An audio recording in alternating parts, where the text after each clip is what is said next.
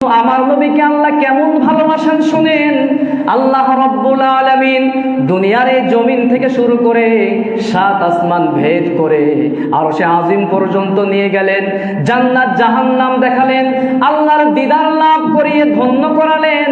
তিনি হচ্ছেন আমার আপনার নবী মুহাম্মদ। সকলেই পড়ছি সাল্লাল্লাহু। ওয়া নাশহাদু আল্লা ইলাহা ইল্লাল্লাহু ওয়াহদাহু লা শারীকা লাহু ونشهد أن سيدنا وسندنا وحبيبنا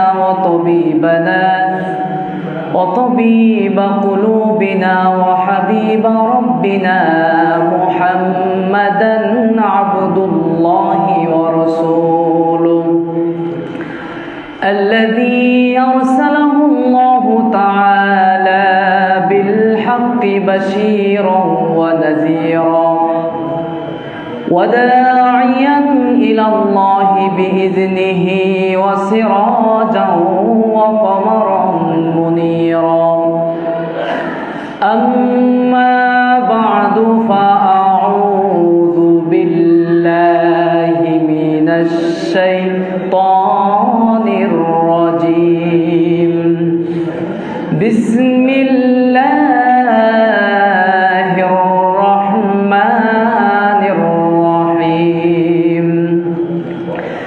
إن الله وملائكته يصلون على النبي يا أيها الذين آمنوا صلوا عليه وسلموا تسليما اللهم صل على محمد وعلى آل محمد كما صليت على إبراهيم وعلى آل إبراهيم إنك حميد مجيد اللهم بارك على محمد وعلى آل محمد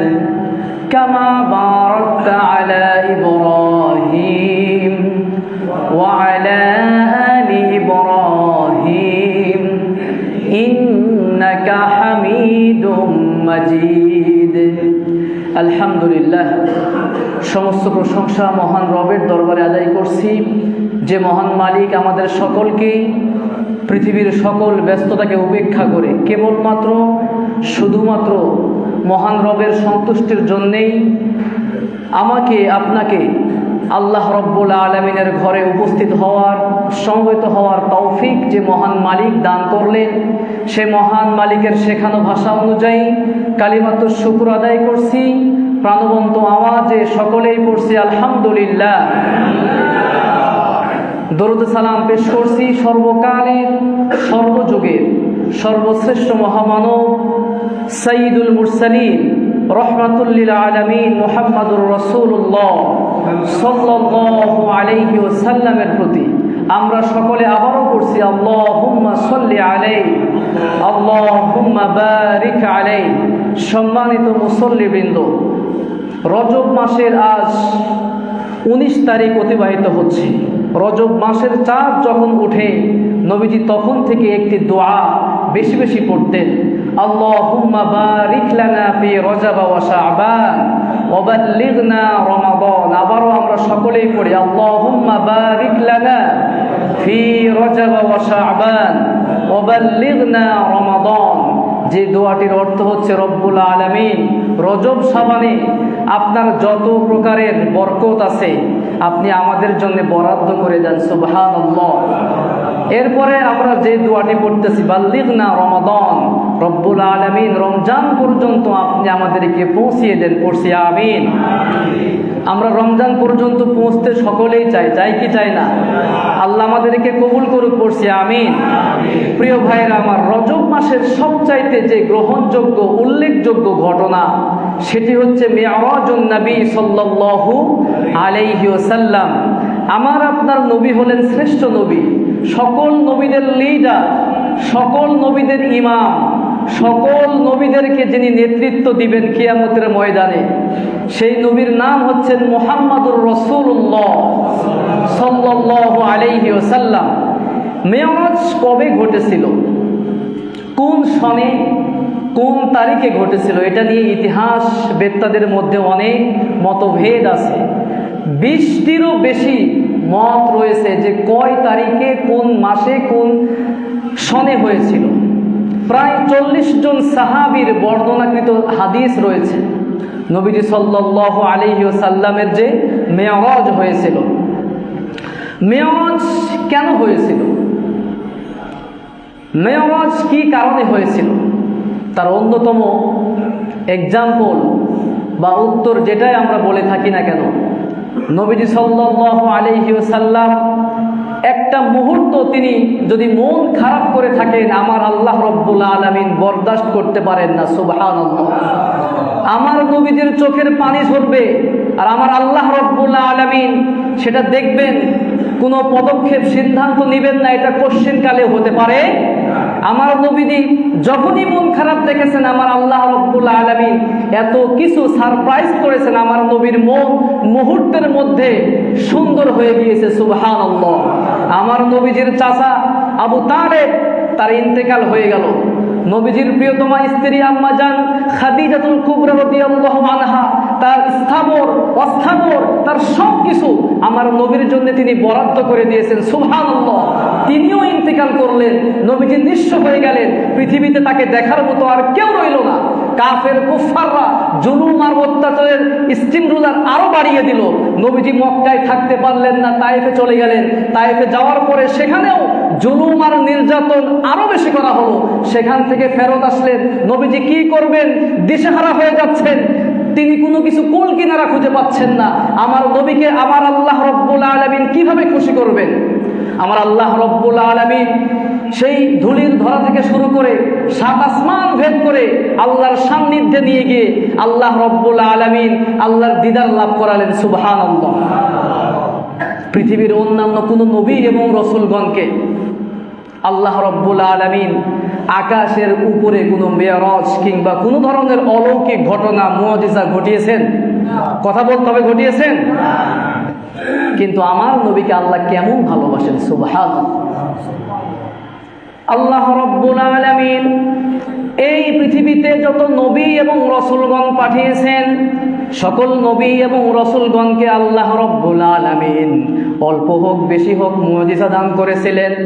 কিন্তু আল্লাহ রব্বুল আলামিন কোন নবী এবং রসুলগণকে এই দুনিয়ার জমিন থেকে শুরু করে 7 আসমান ভেদ করে আরশে আজিম পর্যন্ত নেন নাই, জান্নাত জাহান্নাম স্বচক্ষে দেখান নাই। কিন্তু আমার নবীকে আল্লাহ কেমন ভালোবাসেন শুনেন। আল্লাহ রব্বুল আলামিন দুনিয়ার এই জমিন থেকে শুরু করে 7 আসমান ভেদ করে আরশে আজিম পর্যন্ত নিয়ে গেলেন, জান্নাত জাহান্নাম দেখালেন, আল্লাহর দিদার লাভ করিয়ে ধন্য করালেন। তিনি হচ্ছেন আমার আপনার নবী মুহাম্মদ। সকলেই পড়ছি সাল্লাল্লাহু। আমরা কেমন নবী পেয়েছি, কিন্তু সেই নবীর সম্মান, তার শান আমরা কিছুই জানি না। বর্তমান সময় তো এটা টেকনোলজিক্যাল এত বেশি উন্নত, যেটা যখন আমার নবীজির সময় ছিল ওই সময় কি এত টেকনোলজি ছিল, এত সায়েন্স ছিল? কোনো কিচ্ছু ছিল না। বর্তমানে টেকনোলজি এত উন্নত, মহাকাশ, গ্যালাক্সি, ব্ল্যাক হোল, আপনার চন্দ্র, সূর্য, গ্রহ সব কিছুর ব্যাপারে গবেষণা চলতেছে। আমরা বিভিন্ন ভাবে আমরা সারা পৃথিবীর বিভিন্ন তথ্য উপাত্ত আমরা জানতে পারছি। টেকনোলজিক্যাল এত সুন্দর উন্নতি আমরা এখন দেখতে পাচ্ছি। কিন্তু যেই সময় আমার নবীর মেরাজ হয়েছিল, ওই সময় আকাশ পথে যে রকেট যায়, বিমান যায়, কোনো মানুষ কি কল্পনার ভিতরে আনতে পেরেছে? বলেন। মানুষ হেঁটে হেঁটে, পায়ে হেঁটে সফর করছে, ঘোড়ার মাধ্যমে, উটের মাধ্যমে সফর করছে। কিন্তু আমার আল্লাহ রব্বুল আলামিন ওই সময়ে সেই 7 আসমান ভেদ করে আল্লাহ রব্বুল আলামিনের কাছে নিয়ে ধন্য করেছেন। সুবহানাল্লাহ। এই যে পৃথিবী যেখানে আমরা আছি, এই পৃথিবী থেকে ওই যে আমরা যে আকাশের সূর্য দেখতে পাচ্ছি, সূর্য এই যে আলোটা আমাকে আপনাকে দিচ্ছে, মেরাজের ঘটনা তো আমরা শুনবো, তার আগে কয়েকটা কথা শুনে নেই, তাহলে আমাদের বোঝার জন্য আরো সহজ হবে। এই যে সূর্য যে আমাদেরকে আলো দিচ্ছে, এই আলো কি সরাসরি আসতেছে? সরাসরি তো আসতেছে না। বিজ্ঞান বলতেছে প্রায় 8 মিনিট 10 সেকেন্ডের মতো সময় লেগে যাচ্ছে। আল্লাহ চাইলে কি মুহূর্তের মধ্যে কোনো কিছু ফিল্টারিং না করে আল্লাহকে দিতে পারতেন না? দেন না কেন? কারণ আল্লাহ আমাকে আপনাকে কেমন ভালোবাসে শুনেন। যদি সরাসরি আল্লাহ রাব্বুল আলামিন সূর্যের আলো দিতেন, আমরা একটা সেকেন্ডও টিকে থাকতে পারতাম না, পুড়ে ছাই হয়ে যেতাম, মেসাকার হয়ে যেত সবকিছু। আল্লাহ রাব্বুল আলামিন বায়ুমণ্ডলে ফিল্টারিংয়ের ব্যবস্থা করলেন, যে সূর্যের যে তাপ, এই তাপ মানুষ সহ্য করতে পারবে না।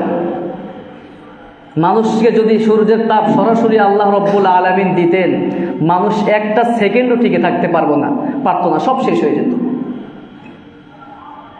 যে সূর্য, তারপরে আবার নক্ষত্র, গ্রহ, এই যে গ্রহ, এই যে নেপচুন, প্লুটো, যেগুলো নিয়ে মানুষ গবেষণা করতেছে, নেপচুনের গুরুত্ব কত বেশি দেখেন তো। প্রায় 279,40,00,000 বর্গমাইল দূরে সেই নেপচুনের অবস্থান। সূর্যের চাইতে আরো অনেক উপরে। সূর্য তো মাত্র 9,13,30,00,000 মাইল দূরে। আবার প্লেটো, তার অবস্থান প্রায় 400 কোটি কিলোমিটার। ভাবা যায়। অথচ আমার আল্লাহ রব্বুল আলামিন আমার নবীকে এই যে ধুলির ধরা থেকে শুরু করে 7 আসমান ভেদ করে আরশ আজিম পর্যন্ত নিয়ে গেলেন, মনে হয় কয়েক বছর লেগে গিয়েছিল। বলেন কয়দিন লেগেছিল? এক রাতও না। রাতের কিছু অংশ সময় আল্লাহ রব্বুল আলামিন আমার নবীকে এই ধুলির ধরা থেকে শুরু করে 7 আসমান ভেদ করে নিয়ে গিয়েছেন। সুবহানাল্লাহ। কিন্তু কাফের, কুফাররা, নাস্তিক আর মুরতাদরা বিশ্বাস করতে চায় না, বলে এটা কিভাবে সম্ভব? আমার আল্লাহ রব্বুল আলামিন যদি চান, এটা সম্ভব কি সম্ভব না? কথা বলেন। আল্লাহ নিজে কোরআনের মধ্যে বলেছেন ফাআলুল লিমা ইউরিদ, আল্লাহ যা চান সেটাই পারেন। সুবহানাল্লাহ। আল্লাহ বলতেছেন কুন ফায়াকুন, আল্লাহ যখন যেটা বলবেন সেটাই হয়ে যাবে, কোনো সেকেন্ড লাগবে না, কোনো ন্যানো সেকেন্ডও লাগবে না। সুবহানাল্লাহ, সুবহানাল্লাহ। আল্লাহ রব্বুল আলামিন সরাসরি কোরআনের মধ্যে ঘটনা তুলে ধরেছেন। হাদিসের মধ্যে অসংখ্য হাদিস, আমি তো শুরুতেই বলেছি, প্রায় 40 জন সাহাবী মেরাজের ব্যাপারে হাদিস বর্ণনা করেছেন। সুবহানাল্লাহ। আল্লাহ রব্বুল আলামিন পবিত্র কোরআনুল কারীমের 17 নম্বর সূরা বানী ইসরাঈল শুরু করলেন এইভাবে, সুবহানাল্লাযী আসরা বিআবদিহি লাইলাম মিনাল মাসজিদিল হারাম ইলাল মাসজিদিল আকসাল্লাযী বারাকনা হাওলাহু লিনুরিয়াহু মিন আয়াতিনা ইন্নাহু হুয়াস সামিউল বাসীর। আল্লাহ রাব্বুল আলামিন বলছেন, পবিত্র সুমহান সেই সত্তা যিনি তার বান্দাকে মসজিদে হারাম থেকে মসজিদে আকসা পর্যন্ত 900কালীন ভ্রমণ করিয়েছেন। সুবহানাল্লাহ। মসজিদে হারাম থেকে মসজিদে আকসা পর্যন্ত রাতের বেলা আমার নবীকে যিনি ভ্রমণ করিয়েছেন তিনি কে? বুখারীর বর্ণনায় নবীজি বললেন, কাবায় হিজরতে হাতিমের মধ্যে আমি শোয়া অবস্থায় ছিলাম, আমি লক্ষ্য করে দেখলাম জিবরাইল আমিন আমার কাছে চলে এসেছে।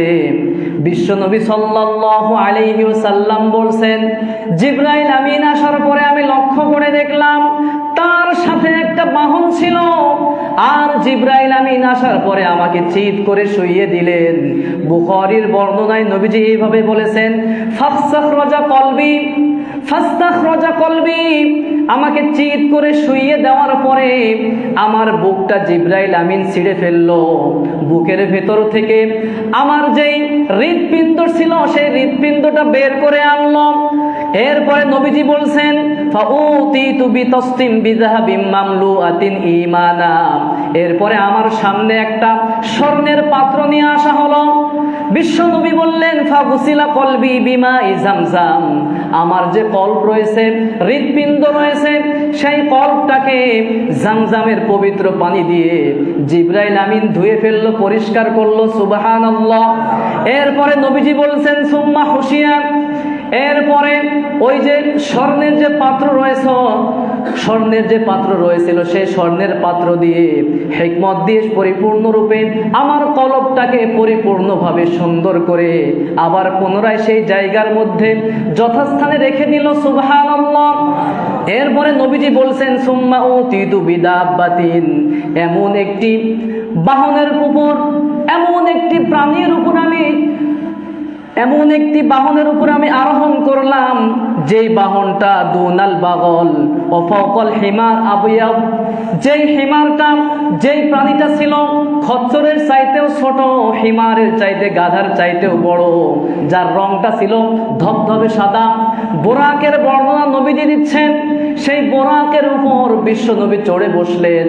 বিশ্বনবী সাল্লাল্লাহু আলাইহি ওয়াসাল্লাম বোরাকের গতি কেমন ছিল, তার স্পিডটা কেমন ছিল, আমার নবীজি মুসলিম শরীফের বর্ণনায় বললেন বাদা হাফিরাহু ইনদাল মুনতাহা তরফিহি, বিশ্বনবী বলছেন সেই বোরাকটা এত দ্রুতগামী ছিল, তার দৃষ্টিসীমা যত দূর গিয়ে পড়তো, তার এক একটা কদম তত দূর গিয়ে পড়তো। সুবহানাল্লাহ।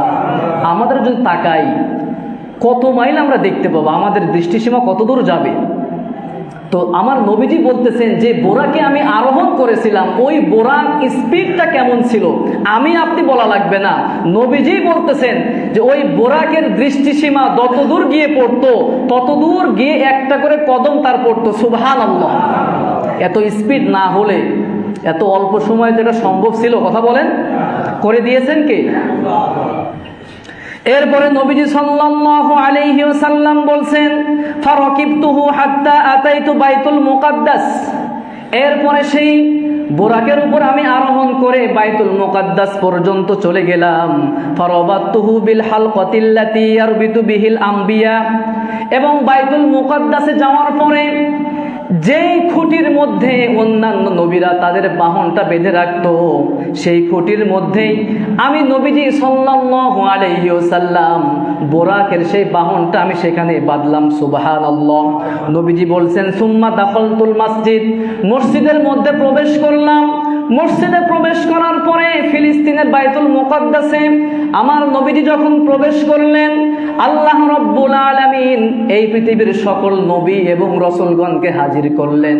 সকল নবী এবং রাসূলগণকে হাজির করার পরে জিবরাইল আমিন বলছেন, ওগো আল্লাহর নবী আপনি সামনে যান, আজকে 2 রাকাত নামাজ হবে, 2 রাকাত নামাজের ইমামতি আপনার মাধ্যমে করা হবে, সুতরাং আপনি সামনে চলে যান। সুবহানাল্লাহ। আমার নবীর সম্মান, আমার নবীর মর্যাদা কেমন আল্লাহ রাব্বুল আলামিন দিয়েছেন। আমার নবীদের সম্মান বাড়াতে বাড়াতে কিরকম সম্মান বাড়িয়ে দিয়েছেন দেখেন। এই পৃথিবীর প্রথম মানব, প্রথম নবী আদম আলাইহিস সালাম থেকে শুরু করে ঈসা আলাইহিস সালাম পর্যন্ত সকল নবী এবং রাসূলগণকে হাজির করলেন। সকল নবী এবং রাসূলগণকে হাজির করার পরে আমার আপনার নবীকে সামনে দিয়ে ইমামতি করানোর মাধ্যমে সকল নবীদের সাইয়্যিদুল মুরসালিন অর্থাৎ সকল নবীর নেতা তিনি বানিয়ে দিলেন। সুবহানাল্লাহ। আমার নবীর সম্মান মর্যাদা অন্যান্য নবীর চাইতে কম নাকি অনেক বেশি? সকল নবীদের ইমাম, সকল নবীদের সাইয়্যিদ, নেতা হচ্ছেন আমার আপনার প্রাণপ্রিয় নবী মুহাম্মদুর রাসূলুল্লাহ সাল্লাল্লাহু নবীজি সাল্লাল্লাহু আলাইহি ওয়াসাল্লাম সকল নবীকে নিয়ে তিনি 2 রাকাত নামাজের ইমামতি করলেন। নামাজ শেষে বিশ্বনবী সাল্লাল্লাহু আলাইহি ওয়াসাল্লাম বললেন, ফাজাআনি জিবরিল, আমার সামনে জিবরিল হাজির হলো। জিবরিল আসার পরে বিইনাইম মিন খামরি ওয়া ইনাইম মিন লাবান, আমার সামনে 2টি পাত্র রাখা হলো।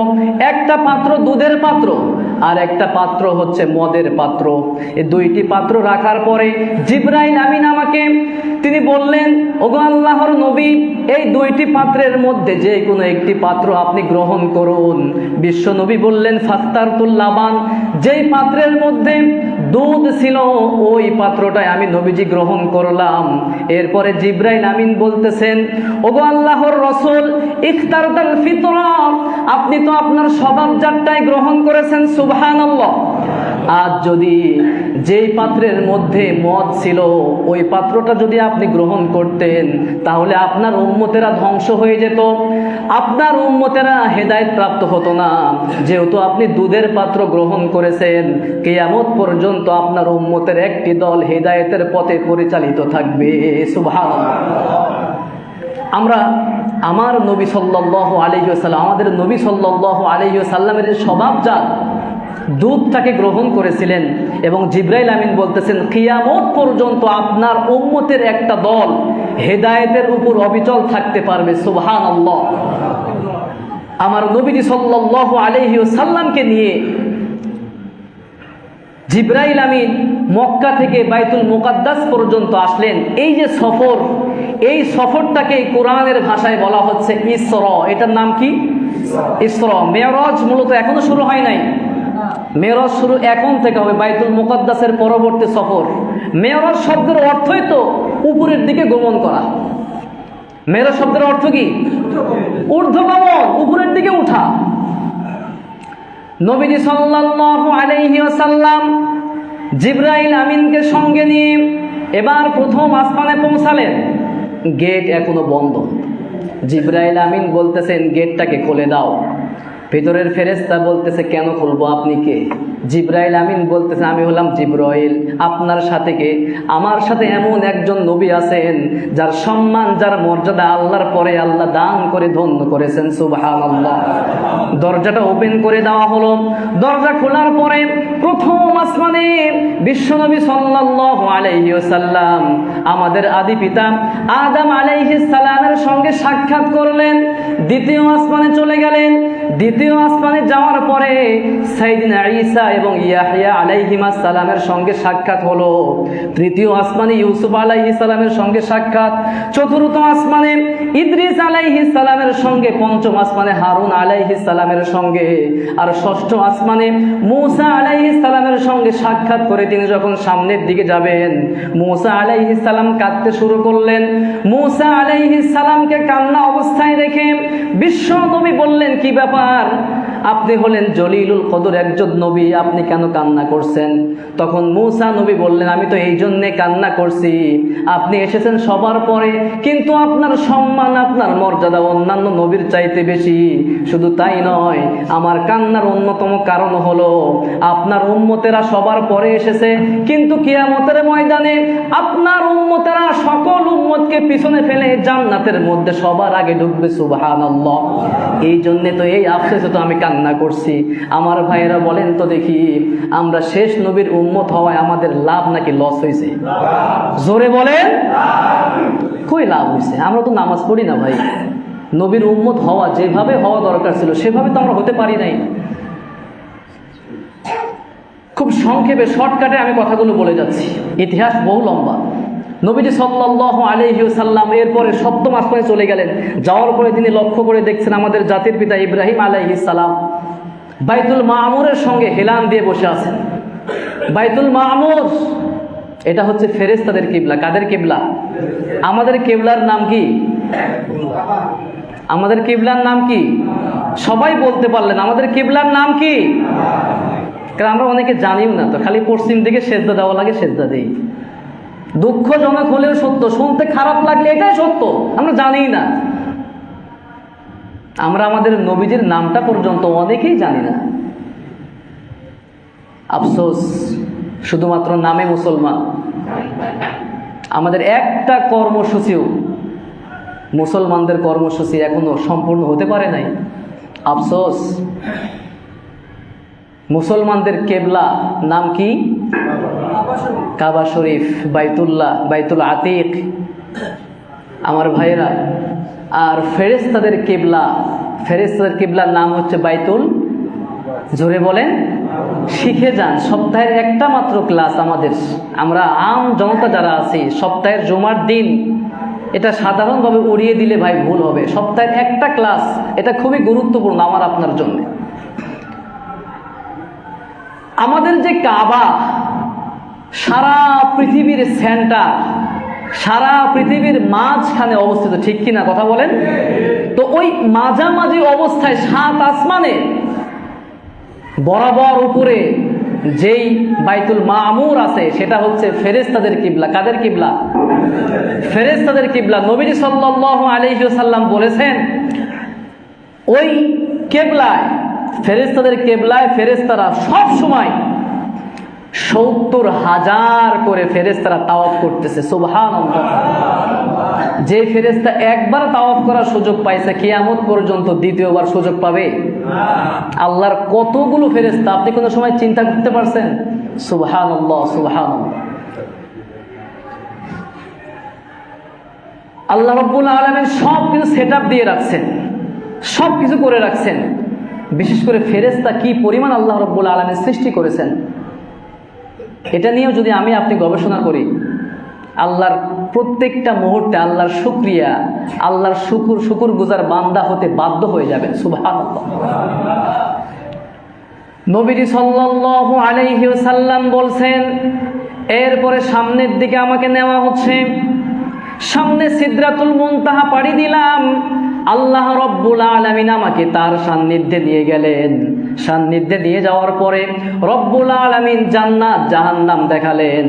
এরপরে রব্বুল আলামিন আমাকে 50 ওয়াক্ত নামাজ গিফট করলেন। কয় ওয়াক্ত নামাজ? 50 ওয়াক্ত নামাজ নিয়ে আমি যখন ফিরে আসতেছি, 6ষ্ঠ আসমানে মূসা আলাইহিস সালামের সঙ্গে আমার সাক্ষাৎ ঘটল। মূসা আলাইহিস সালাম বলছেন, ওগো আল্লাহর নবী, আল্লাহর সঙ্গে আপনার দিদার হলো, রব্বুল আলামিন আপনাকে কি উপহার দিল, আপনার উম্মতের জন্য কি উপহার দিয়েছে বলেন? বিশ্বনবী সাল্লাল্লাহু আলাইহি ওয়াসাল্লাম বলছেন, আমার উম্মতের জন্য রব্বুল আলামিন 50 ওয়াক্ত নামাজকে ফরজ করেছেন। সুবহানাল্লাহ। অনেকে সুবহানাল্লাহ বলতে পারলেন না, কারণ 50 ওয়াক্ত কি 5 ওয়াক্তই তো পড়ি না, ঠিক কি না কথা বলেন? বিশ্বনবী বলছেন 50 ওয়াক্ত নামাজ আমাকে আল্লাহ পাক হাদিয়া দিয়েছেন। 50 ওয়াক্ত নামাজ নিয়ে আমি চলে যাচ্ছি। মূসা আলাইহিস সালাম বললেন, ওগো আল্লাহর নবী, ইরজি ইলা রাব্বিকা ফাসালহু তাখফিফ। আমার অতীতের একটা অভিজ্ঞতা হলো, আমি হলাম সিনিয়র নবী, আমার বনি ইসরাইলদের ব্যাপারে আমার যথেষ্ট অভিজ্ঞতা আছে। আপনার উম্মত 50 ওয়াক্ত নামাজ আদায় করতে পারবে না, সুতরাং আপনি আবার আল্লাহ রাব্বুল আলামিনের কাছে ফিরে যান, আরো কমিয়ে নিয়ে আসেন। বিশ্বনবী সাল্লাল্লাহু আলাইহি ওয়াসাল্লাম তিনি সেটাই করলেন। আল্লাহ রাব্বুল আলামিনের কাছে গেলেন। আল্লাহ রাব্বুল আলামিন 50 ওয়াক্ত নামাজ থেকে 10 ওয়াক্ত কমিয়ে দিলেন। থাকলো কত? 40 ওয়াক্ত নামাজ নিয়ে তিনি আবার আসলেন। মূসা নবী আবার ফেরত পাঠালেন, বললেন আরো কমিয়ে নিয়ে আসেন, কারণ 40 ওয়াক্ত নামাজও আমরা আদায় করতে। আল্লাহ রাব্বুল আলামিন আরো 10 ওয়াক্ত কমিয়ে দিলেন। থাকলো কত? 30 ওয়াক্ত নিয়ে আসছেন। মূসা নবী আবার পাঠালেন, 10 ওয়াক্ত কমাইলেন। থাকলো কত? আবার আল্লাহ রাব্বুল আলামিনের কাছে পাঠালেন, আরো 10 ওয়াক্ত কমাইলেন। থাকলো কত? 10 ওয়াক্ত নিয়ে আসলেন। মূসা আলাইহিস সালাম বললেন, ফাইন্না উম্মাতাকা লা তুতিকু যালিক। এই 10 ওয়াক্ত নামাজও আপনার উম্মতেরা আদায় করতে পারবে না। ওয়া ইন্নী কদ বালাউতু বানি ইসরাঈলা ওয়া খবরতুহুম। আমার অতীতের একটা অভিজ্ঞতা আছে, আমার বনি ইসরাইল সম্প্রদায় আমাকে অনেক জ্বালাইছে কিনা কথা বলেন না কেন? আল্লাহ রাব্বুল আলামিনের কাছে আপনি আবার যান, আরো কমিয়ে নিয়ে আসেন। আল্লাহ রাব্বুল আলামিনের কাছে গেলেন, আরো অর্ধেক কমাইলেন। থাকলো কত? 5 ওয়াক্ত নামাজ নিয়ে আসছেন। মূসা নবী বললেন, এটাও আপনার উম্মত আদায় করতে পারবে না, আপনি আবার যান, আরো কমিয়ে নিয়ে আসেন। বিশ্বনবী সাল্লাল্লাহু আলাইহি ওয়াসাল্লাম বলছেন, আমার যেতে লজ্জা হচ্ছে, আমার উম্মত 5 ওয়াক্ত নামাজ আদায় করতে পারবে, আমি আশা রাখি। আজকে সকালে যখন আমি এই হাদিসটা পড়তেছি, আমি অবাক যে আসলে বাস্তব তো। মূসা নবী ঠিকই বুঝতে পারছিলেন 5 ওয়াক্ত নামাজ আমরা আদায় করতে পারবো না, কিন্তু আমার নবী আমাদের কাছ থেকে অনেক বেশি আশা করেছেন। সুবহানাল্লাহ। মূসা আলাইহিস সালাম বললেন, আপনি কমিয়ে নিয়ে আসেন, কিন্তু নবীজি বললেন না। আল্লাহ রব্বুল আলামিনের কাছে আমি বারবার গিয়েছি, রব্বুল আলামিন আমাকে ভালোবেসে 50 ওয়াক্ত থেকে কমাতে 5 ওয়াক্ত নামাজে কমিয়ে দিয়েছেন। আমার যাইতে লজ্জা লাগছে, 5 ওয়াক্ত নামাজ নিয়ে বিশ্বনবী যখন চলে আসবেন, আল্লাহ রাব্বুল আলামিন জানিয়ে দিলেন, ওগো আল্লাহর নবী, ওগো আমার হাবিব শুনেন, ইন্নাহুন্না খামসু সালাওয়াতিন কুল্লা ইয়াউমিন ওয়া লাইলা। ওগো আমার নবী, আপনার উম্মতের জন্য 5 ওয়াক্ত নামাজকে আমি আল্লাহ রাব্বুল আলামিন দিনে রাতে বরাদ্দ করে দিলাম, ফরজ করে দিলাম। আপনার উম্মত যদি এই 5 ওয়াক্ত নামাজ ঠিক মতো আদায় করতে পারে, সওয়াব দেওয়ার বেলায় আমি 5 ওয়াক্ত নামাজের সওয়াব দান করব না। লিকুল্লি সলাতিন আশর, প্রত্যেক নামাজে আমি 10 গুণ বাড়িয়ে দিব, সুবহানাল্লাহ। এইভাবে করে আমার উম্মত, আপনার উম্মত 5 ওয়াক্ত নামাজ আদায় করবে, আর আমি আল্লাহ সওয়াব দেওয়ার ক্ষেত্রে 5 ওয়াক্তের দিব না, 5 10 50 ওয়াক্ত নামাজ আদায় করলে যেমন সওয়াব হতো, আপনার উম্মতের আমল নামায় 50 ওয়াক্ত নামাজের সওয়াব দান করে দিব। আল্লাহ রাব্বুল আলামিনের প্রিয় হাবিবকে রব্বুল আলামিন আরো জানালেন, ওমান হাম্মা বিহাসানাতিন ফালাম ইয়ামালহা। ওগো আমার নবী শুনেন, আপনার উম্মতের মধ্যে কোনো বান্দা যদি, কোনো উম্মত যদি একটা ভালো কাজের নিয়ত করে কিন্তু এখনো সে করতে পারে নাই, এরপরেও কুতিবাত লাহু হাসানা, তার আমলনামার মধ্যে একটা সওয়াব দান করবেন কে? আপনি একটা ভালো কাজের নিয়ত করছেন, এখনো করতে পারেন নাই, মুহূর্তের মধ্যে আপনার নিয়ত করার কারণে আপনার আমলনামার মধ্যে একটা সওয়াব দান করবেন কে? এরপরে আল্লাহ রাব্বুল আলামিন বলছেন, ফাইনা আমিলাহা কুতিবাত লাহু আশরান, আর যদি আল্লাহর ওই বান্দা ওই ভালো কাজটা করতে পারে তাহলে তার আমলনামার মধ্যে 10টি সওয়াব দান করবেন কে? এরপরে নবীজিকে বললেন, ওগো আমার নবী শুনেন, আপনার খাতিরে, আপনাকে ভালোবেসে আপনার উম্মতের জন্য আরো একটা সুন্দর সুযোগ হচ্ছে, আপনার কোনো উম্মত যদি খারাপ একটা কাজ করার নিয়ত করে কিন্তু এখনো করতে পারে নাই, ওই খারাপ কাজের নিয়তের কারণে তার আমলনামায় কোনো গুনাহ লেখা হবে না, সুবহানাল্লাহ। কিন্তু কোনো খারাপ কাজ যদি করেও ফেলে, ওই খারাপ কাজ যদি একটা হয় তাহলে একটাই গুনাহ লেখা হবে, সুবহানাল্লাহ। কি পরিমাণ সুযোগ আল্লাহ পাক নবীর খাতিরে আমাদেরকে দিয়ে রাখছেন, সুবহানাল্লাহ। 5 ওয়াক্ত নামাজ যদি আমরা পড়তে পারি, 50 ওয়াক্ত নামাজ পড়লে যে সওয়াব, সেই সওয়াবটা দান করবেন কে? ভালো কাজ আপনি একটা করছেন, কিন্তু 10টা ভালো কাজের সওয়াব যিনি দান করবেন তিনি কে? এই যে মসজিদে আসলেন, মসজিদে আসার পরে যদি আপনি 1 টাকা মসজিদে দেন, 10 টাকার সওয়াব দিবেন কে? 10 টাকায় 100 টাকা, সুবহানাল্লাহ। এই যে আমরা সপ্তাহে মসজিদে একদিন আসি, অন্তত পক্ষে 10 টাকা করে দেওয়ার ক্ষমতা তো আমাদের সবার আছে। কাদের নাই হাত উঠান? তার মানে সবার আছে। 10 টাকা কোনো টাকা, কথা বলেন। আল্লাহর ঘরে মসজিদে সপ্তাহে একটা দিন যদি 10 টাকাও দিতে না পারি, কিয়ামতের ময়দানে আল্লাহ যদি মানে এই কথা জিজ্ঞাসা করে, বান্দা তোমাকে আমি ধন দিয়েছিলাম, দৌলত দিয়েছিলাম, মসজিদে সপ্তাহে একটা দিন 10 টাকাও তুমি দিতে পারো না, আল্লাহ যদি জিজ্ঞাসা করে, কোনো আনসার আছে? কথা বলেন, কোনো জবাব আছে? সুতরাং এই ক্ষেত্রে আমরা কেউ কৃপণতা করব না, সবাই সবার জায়গা থেকে আমাদের মনের মধ্যে মসজিদের ভালোবাসা সবচাইতে বেশি রাখবো, কারণ মসজিদকে ভালোবাসলেই তো আল্লাহকে ভালোবাসা, সুবহানাল্লাহ। আল্লাহ আমাদেরকে বোঝার তৌফিক দান করুক, পড়ছি আমিন। বিশ্বনবী সাল্লাল্লাহু আলাইহি ওয়াসাল্লাম চলে আসলেন। পরের দিন সকালবেলা আবু জাহেল বলতেছে, কি ব্যাপার মুহাম্মদ, কোনো নতুন খবর আছে নাকি? কারণ প্রতিদিন তো তুমি এক একটা খবর দাও, আজকে কোনো খবর আছে?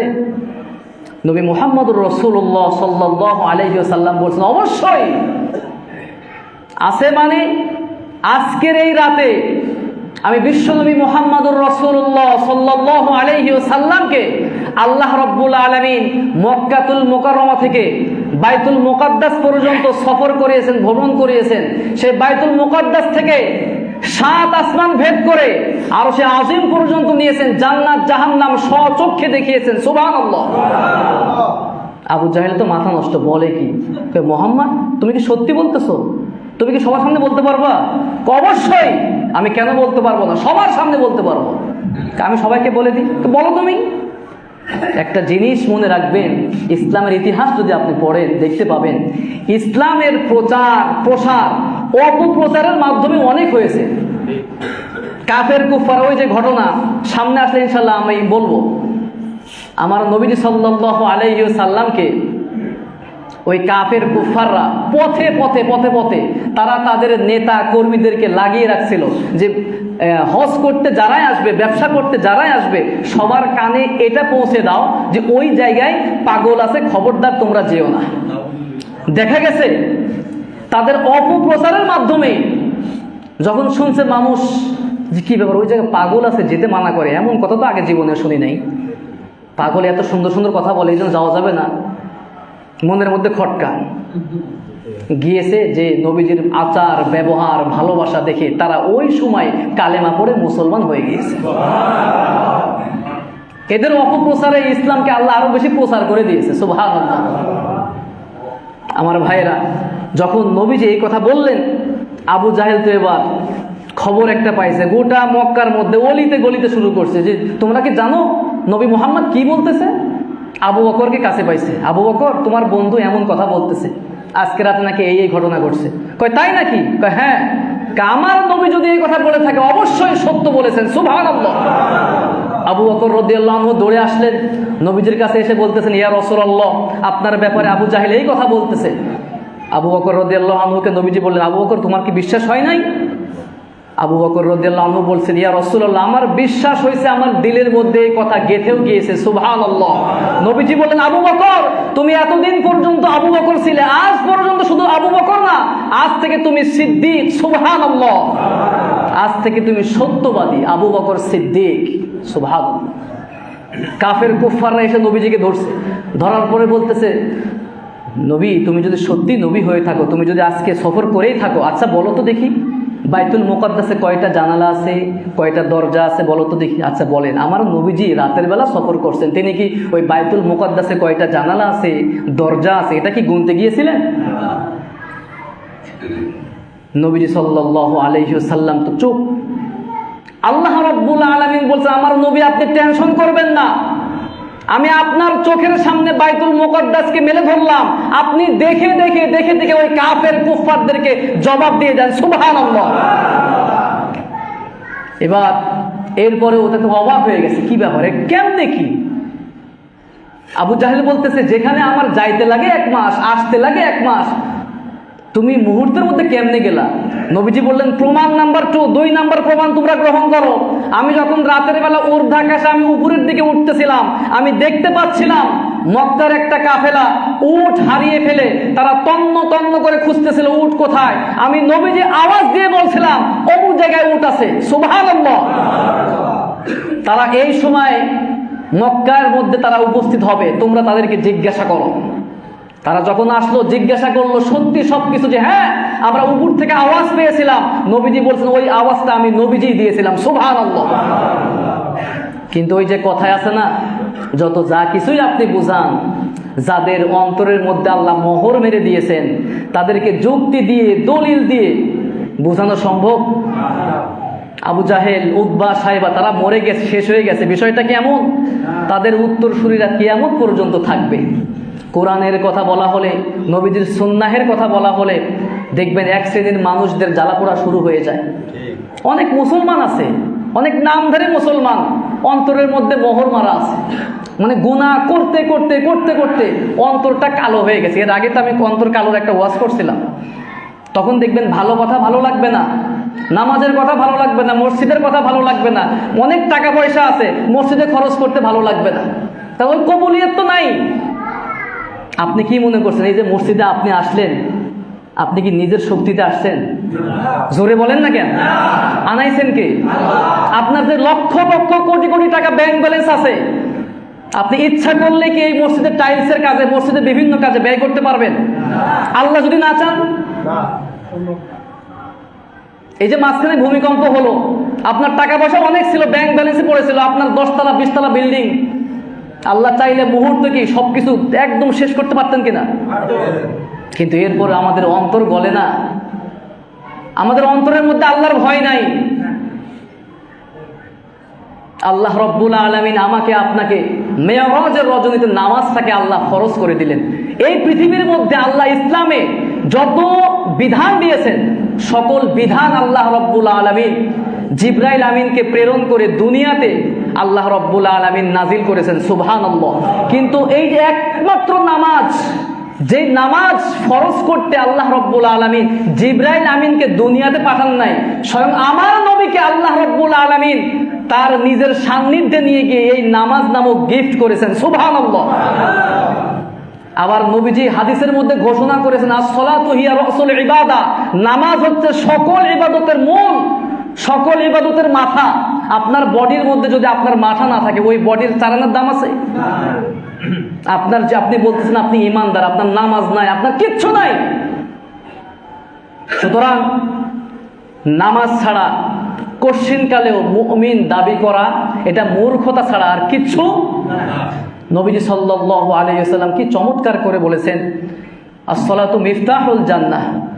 কিয়ামতের ময়দানে আপনি যখন জান্নাতে ঢুকবেন, আপনার আমল নামায় নামাজ নাই, জান্নাত আপনি ওপেন করবেন কেমনে? কিয়ামতের ময়দানে। আবার নবীজি বলতেছেন, কিয়ামতের ময়দানে আপনার নাম কি, পরিচয় কি, আপনি কি করতেন, সব কিছু জিজ্ঞাসা করার পূর্বে আপনাকে জিজ্ঞাসা করা হবে, আপনার নামাজের হিসাব বান্দা আমাকে দাও। তার মানে কি বুঝলেন? এই মেরাজের ঘটনা থেকে সবচেয়ে বড় পাওয়া হচ্ছে, এক নাম্বার শিক্ষা হচ্ছে, আমার নবীজি যা বলেছেন, আমার আল্লাহ যা বলেছেন, আমার যুক্তিতে না ধরলেও মুহূর্তের মধ্যে এটা বিশ্বাস করে নেওয়া লাগবে। এটা হচ্ছে ইমানের দাবি, ঠিক কিনা? আর দুই নাম্বার সবচেয়ে বড় যে শিক্ষা, সেটা হচ্ছে নামাজ। আমাদের জীবনে নামাজ শুধুমাত্র পড়লেই হবে না, নামাজের বাস্তবায়ন করতে হবে। আমরা সকলে রাজি আছি? আল্লাহ আমাদের সকলকে 5 ওয়াক্ত নামাজ যতদিন পর্যন্ত হায়াত থাকে আমরা যেন প্রতিষ্ঠা করতে পারি। আল্লাহ আমাদের সকলকে তৌফিক দান করুক, পড়ছি আমিন।